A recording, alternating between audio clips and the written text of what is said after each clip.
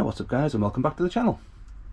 So in today's video, as we're slowly but surely progressing on this Vauxhall Movano or camper van conversion, I'm going to be fitting in a reverse rear view mirror, camera and screen up onto the dash area, just so I can have some sort of visibility out the back of the van. Now with this van having solid rear doors with no windows or anything like that, and obviously no windows means there's no rear view mirror at the top. There's no visibility when you're reversing into parking spaces, or if you might have some sort of pedestrians or cyclists right behind the van. You're just generally not going to see those in your side mirrors as well. So today I'm going to be fitting in a rear view camera and a pop-up screen onto the dash as well, just so it's going to give that sort of visibility when you're reversing into parking spaces, having to turn around in tight spots, things like that. And it also means that if you've got any sort of pedestrians or cyclists behind you, at least you're going to have some sort of visibility of them as well. Now because the van doesn't have a rear view mirror, I've gone for a pop-up screen, because you can get these kits that have a replacement rear view mirror or come with a separate screen, but because I don't have a rear view mirror to replace, I've gone for the pop-up screen instead. The screen folds down flat, so when it's not in use it sort of hides itself away, and just a quick push of the button and it pops up as well. That'll get mounted into the centre dash area, probably just to the left of the steering wheel, so it's going to have nice visibility when it's in use as well. Now these rear view cameras can be wired up two ways. You can normally wire them up so they get the power from the reverse light, so when you select reverse, the screen and the camera both turn on. That's fine for cars or vans that actually have rear windows, but because I don't have any sort of rear visibility directly behind the van, I'm going to be putting these onto a permanently switched live. So whenever the ignition on the van is turned on, both the screen and the camera will turn on, so they're going to be on permanently while the van's running. I say that just means it's going to give permanent visibility from the camera to the screen whenever the van's running, so I'm always going to be able to see what's directly behind the van itself. Now these kits aren't particularly expensive. This entire kit with the screen and the camera, all the cabling, I think it was around about £15 to £20. So if you're looking for something similar yourself, check the link in the description beneath the video. That'll go out to eBay, where I bought all of this little setup as well. Now fitting it's relatively simple. The camera itself will just mount underneath the rear bumper. It'll just get screwed directly into the bumper itself. We'll run the cabling down the side of the van, underneath the van, making sure it's all nicely secured. It's not going to be chafing, or it's not going to be too close to the exhaust or anything like that. We don't want the cables wearing through or getting too hot or anything like that, so as long as they're nicely secured in a nice safe place, that's going to be the main priority.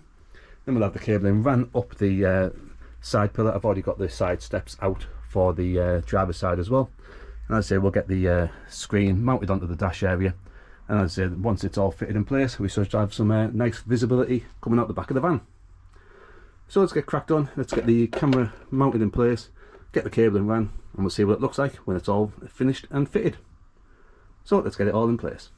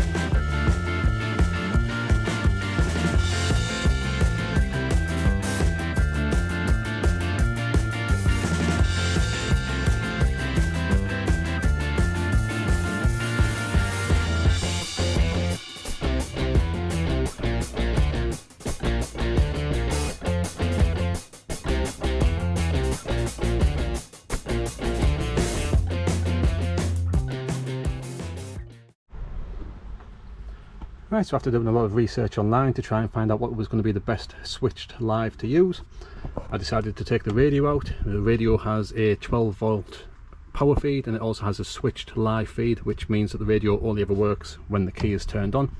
So I've spliced a positive wire going into that. I've fed it down behind the dash, underneath all of the footwell, and there's no cables on display at all. It's all being tucked nicely behind all of the rubber carpeting. And then all of the cables, and then running up this side pillar going up to where the monitor is. Now everything's all tucked nice and neatly away. If I take the step out, you can see the cabling, and I say that's then ran under the van with the power feed going all the way back to the camera as well. So the power feed from the radio powers both the screen and the camera at the back, and it means that whenever the ignition's on, the screen will turn on, and so will the camera as well. So as I say, when the steps back in place, it all looks nice and neat. There's no cables hanging out or any wires loose or anything like that. It's all tucked nice and neatly into the A-pillar at the front. And then it means that when we do put the ignition on the van, it means the screen comes on. And as I say, that's where we can see the camera feed from the reverse mirror, from the reverse camera. As I say, it's only ever going to be on when the ignition's on, so it means that I know for a fact it's not going to be draining the battery when the ignition turns off. So when we turn the key off, the screen just goes off, and the camera turns off on the back as well. So that's how I fitted the rear view camera and this lovely little monitor. As I say, the monitor just flips down when it's not in use as well, and it's stuck to the dash, so it's not going to go anywhere. It's not going to go flying around while we're driving around as well. And it just pops up as and when needed. Cabling wise, it's all been tucked nice and neatly underneath as well. It's all been cable tied to the chassis going all the way back, avoiding any heat sources like the exhaust heat shield or anything like that, routed around the suspension, so there's going to be no issues with that. And then at the back, as I say, the camera was just mounted directly to the bumper right in the middle, and I've tightened the screws up so that's in a fixed position now as well. And it does have the little LED lights on, so you can see when it's night time as well. So that's how I fitted the reversing camera with the monitor at the front on a switch live feed. So as I say, it's going to be on whenever the van's going to be running, because as I say, there is no rear view mirror, so at least I can actually see if there's anybody directly behind the van, and I'm not going to be able to reverse into any bollards or cars or anything like that as well. So let me know what you think of the install, guys. And say if you're looking for anything similar yourself, check the description beneath the video, and there'll be links going out to eBay where I bought the full kit. And I say this kit was about £15–20 for both the camera, all the wiring, and the monitor at the front as well.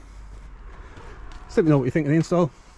If you're new to the channel, consider subscribing, as we're going along week by week, converting this Movano into what should be a lovely little camper van when it's all finished off. And hopefully I'll see you on next week's episode as we're continuing with the series. Thanks for watching. Cheers.